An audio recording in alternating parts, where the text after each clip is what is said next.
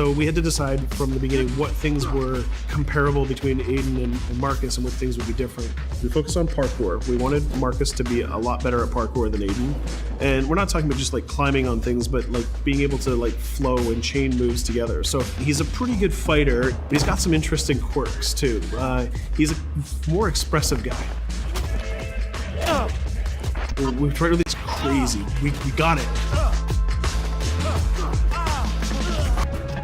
The new idea for hacking in Watch Dogs 2 is to let the player create his own solutions. We're adding a lot more depth to hacking.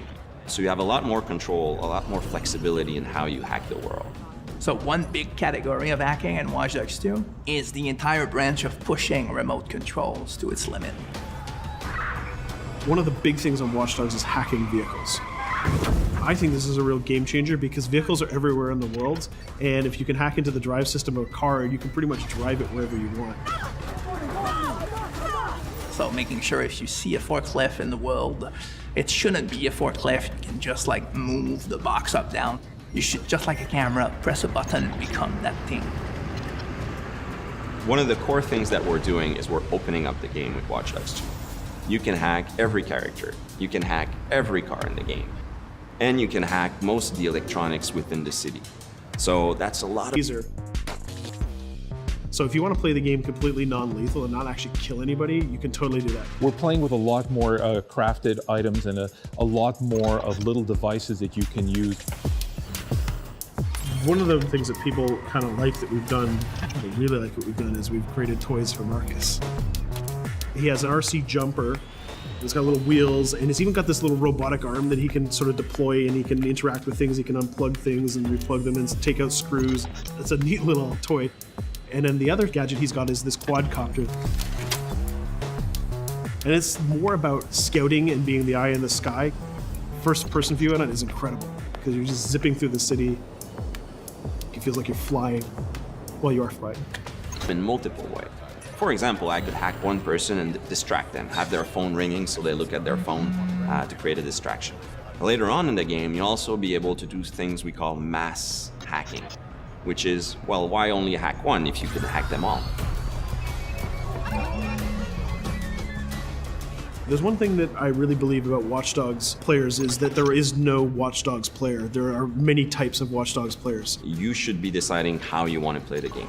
So that means you can play a mission full gun blazing, that's the way you like to play, full stealth, or through hacking only, project yourself in computers, take control of electronics, influence people, and try to get to your goal that way.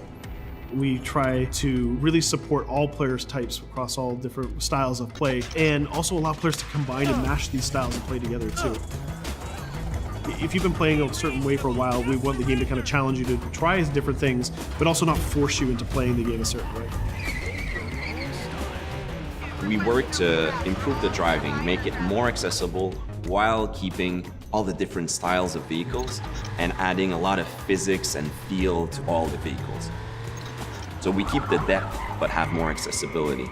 The team is super happy with the result we've had, and I hope gamers will be just as excited.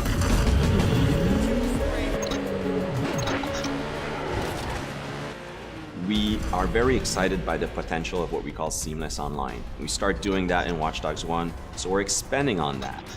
We cross path with friends in the city. So you playing in single player and you're crossing path with another player who's also playing in single player. Both of you are members of DedSec, so you're friends, and you can just walk up to each other, you'll say hello, hit the button, and form a co-op team.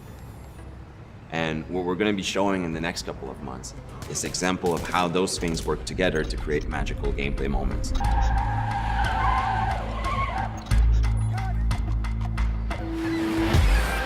The city of San Francisco and the whole Bay Area is exciting. It's vast. You're going to find a ton of things to do that are unique to you.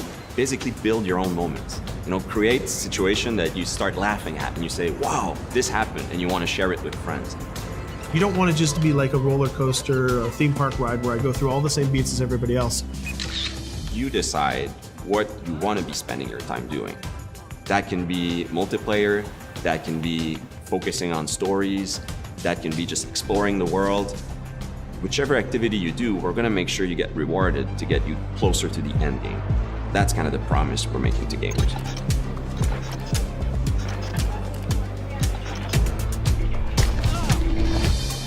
You always know it when something starts to click, it starts to work. Everything changed. You stop seeing individual components, animations, or texture maps or vehicles. You just start to see the experience as a whole. It changes on the floor. People get excited about it. This is it. It exists. We are always making the game with the player in mind. They have always been the driving force. When you come with a sequel that really earns its due, you know, that really does a lot of new things, that has a lot of surprises, it's a great feeling. In the end, there's nothing more